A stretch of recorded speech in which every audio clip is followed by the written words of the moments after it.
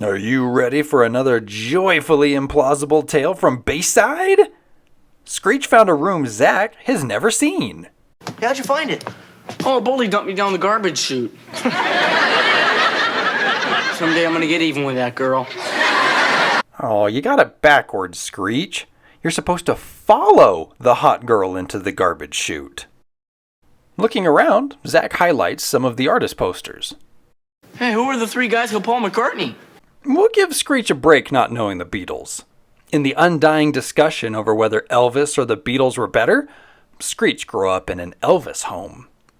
But then again, F that. Screech owns a Beatles shirt. Zack uncovers a radio studio, and this is a pretty impressive set. Screech connects everything with one plug, and very, very narrowly avoids getting future sight again.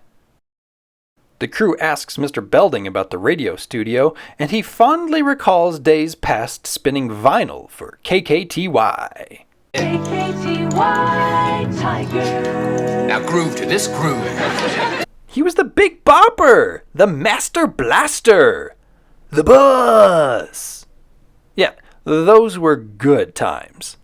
But can the station be restarted? Nope. But Belding didn't factor in our group's ability to suck up. Sir, let us follow in your footsteps and learn from the Big Bopper. Bopper, bopper, bopper. Boom! Belding falls for peer pressure. Bopper, bopper, bopper. Oh, all right. Later, AC is the last to get a role with the radio station. He wants to have a segment covering sports. Hey, I'm gonna be the most talked about guy on Tiger Radio. And can we just take another minute to appreciate the fact that we haven't seen Max the person in the Max this season? The writers really didn't know how to write him, and I'm just glad he's not being forced. No, God! No, God, please, no! No! No! No! Yes, Max is back, and he's serving Rinky-Dink food to cover skyrocketing costs. Max is totally bummed, like that one time he irrevocably made his dog disappear. Can we reshoot Screech taking that bite? His hand just looks weird! Good morning, Bayside! All right, the gang is at it bright and early, because we are supposed to assume that all radio activities are not a class, right? Right? Would it make sense if broadcasting were done during school hours? Who'd listen? And all you kids cutting school in the Palisades and at the beach. This is during school? This don't make no sense. Fine, it's during school. Lisa has a gossip segment. Jessie does investigative reporting. Screech has a great storytelling bit. Kelly gets people in the mood. And Zack channels famed DJ Wolfman Jack with the moniker Wolfman Zack. And now, ladies and gentlemen, with the sports report, our own AC Slater. First things first, let's check out the old scoreboard. What is going on here? Why is there a clown horn? Is this going not good? This is AC Slater. And just remember, fans, in the airport of life, sports is just the baggage. Think about it. Holy farts. Hey guys, I think I know what helps Slater. What? A muzzle. You can borrow Max's because he lost his dog. Probably put it in a burger to help him save on costs. Let's spend just a little more time in Bayside's basement. You'll note that the station's call number is 98.6, but FM radio stations end in odd numbers. That odd number represents the middle of the allotted 200 kilohertz frequency and where you'll get the clearest reception. I assume the show used an entirely false call number since, who cares? It's just a fictional little show. Further, there is a real KKTY radio station operating out of Douglas, Wyoming. And the last thing to note, in true youth style, our gang has updated the posters. The Doors poster is replaced by this blurry hunk of man, and this Rolling Stones poster is replaced by one with Paula Abdul. So the gang feels the need to tell Slater he stinks. Why don't we just wave a skunk in front of him? This is clearly important, because a high school radio show needs to appeal to advertisers so as to charge more money for commercial airtime. And what do you think of our sports reporter, AC Slater? Awful.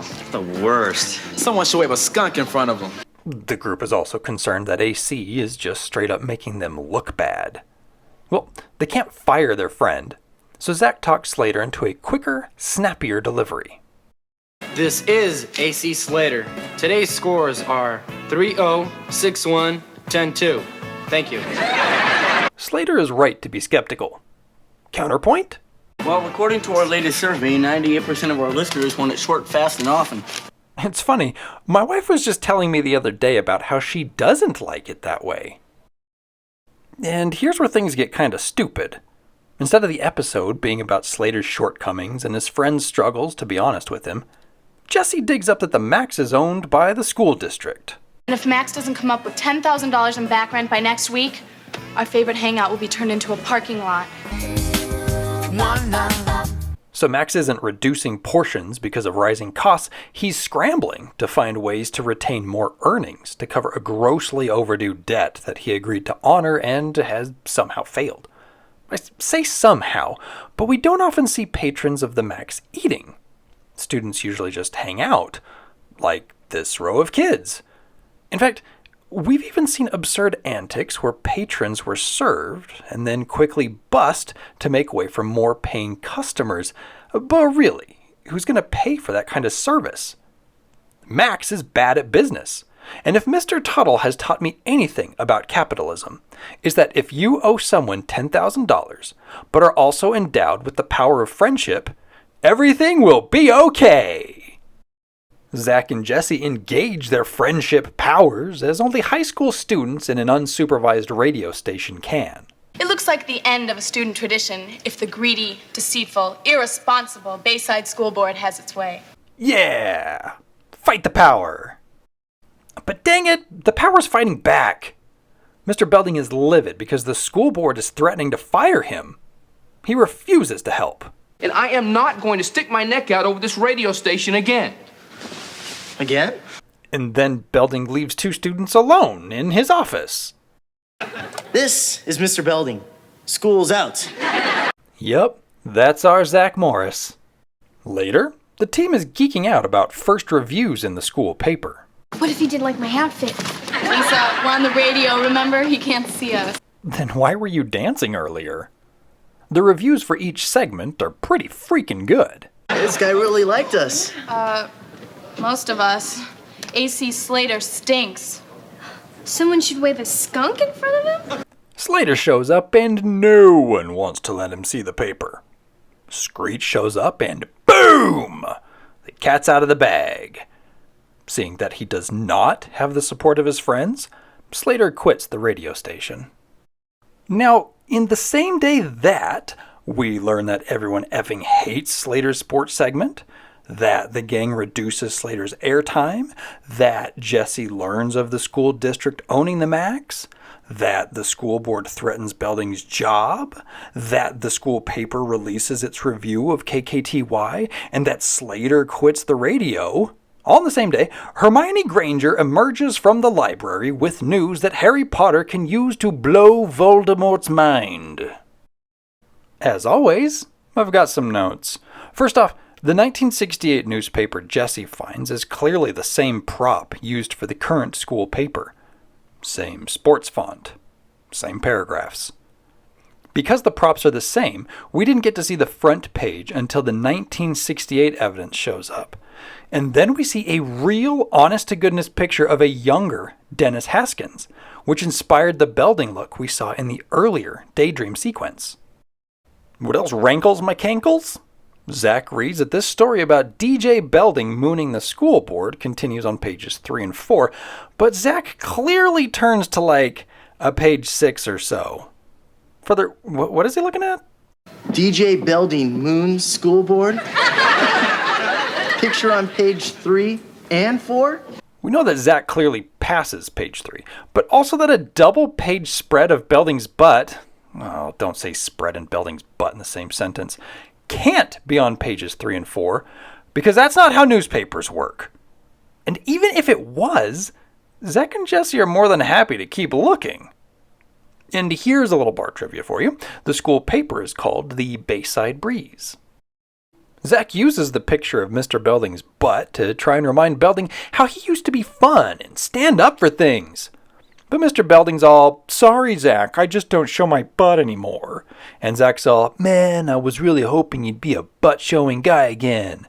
To which Belding goes, Zack, help me be that butt-showing guy again. Aww.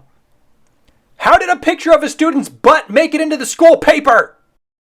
Mr. Belding has the idea to hold a telethon at the Max. Look, he even invited Rivers Cuomo. You know, as KKTY's first living legend, I'd like to kick this off the way I used to kick off my old show. It's time for bell-ba-ba-bell-da-ding-da-ding-ding, bell-ba-ba-bell-da-ding-da-dong-ding, bell. It's time for I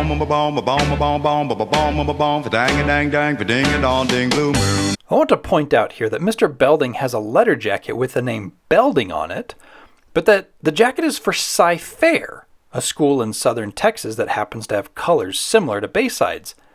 Where did that jacket come from? Lisa drops some juicy gossip and boom, boom! Screech does a serviceable Al Bundy impression. AC calls and pledges some money, and we get our first mini glimpse into his room. The telethon has raised over 80% of what Max owes, but then nothing happens and everyone falls asleep. And it's that nonsensical sleep where you stand type of sleep. Now, for this next scene, I want Slater to walk in all casual like.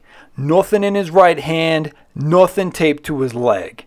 He goes to pay Zack, but he doesn't reach in his pocket, and he isn't holding nothing.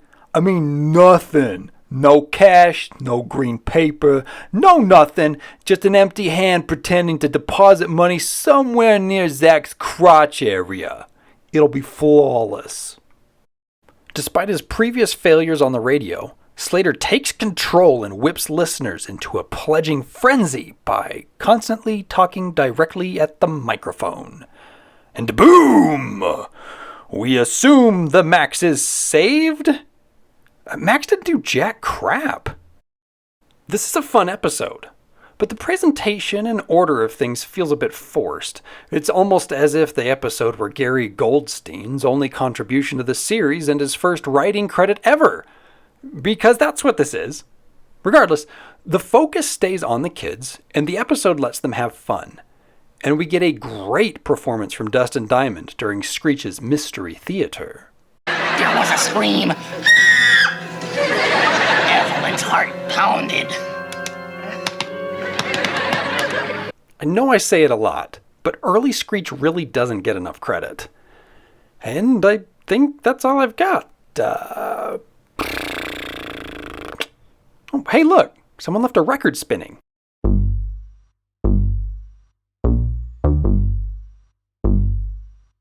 I was checking out the wall where producers meet and saw hole after hole up about 6 feet. There was a plaque above each to let the writers know the 3 holes were left to show the failed use of adults. Like you know, the show's adults are best used when microdosed, and the ones that break the mold are perceived as massive dolts. Except for Belding, I don't get it. The dude is such a boob, yet it's school day after school day of him hanging with our crew. Do I need to bring up Tina, who was featured in this list? She was crazy, she was neat, and a chick I just don't miss. Yeah, she couldn't sing Madonna and was always crashing dicks. She was needy and annoying and a crap ton waste of space. On the other hand, there's Milo saying all the pipes have ears, or that Tater singing blues tunes is the newest of his fears. He played DJ, he played Ally, man, that guy was super smooth. It's unfortunate to say that the dude was underused. It's plain this show can't write adults. It's plain Miss Bliss got mixed results. It's plain they failed, saved by the bell, trying to force Ed Alonzo. During casting, Ed Alonzo told the show that he did tricks, so the writers just inserted. And here's the part where Max does this. But if this was not a something that our Max had in his bag, he was forced to find a something to turn the this into a gag. That's right, that's right. Many of Max's tricks were goofy because he wasn't even consulted on the tricks he could do. That still doesn't absolve this. It's a man-eating plant.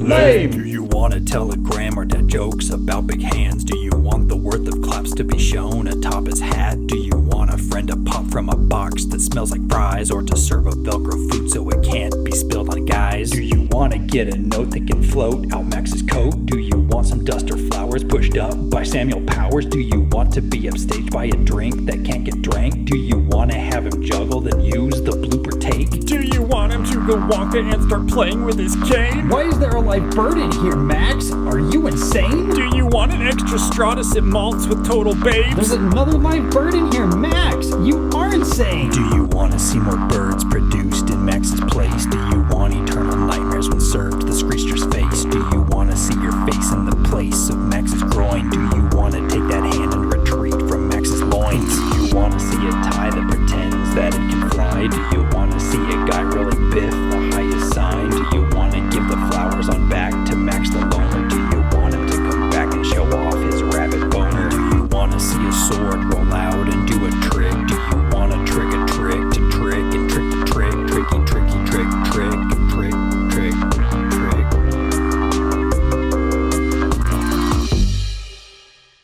Illusion, Michael. Trick is something a whore does for money.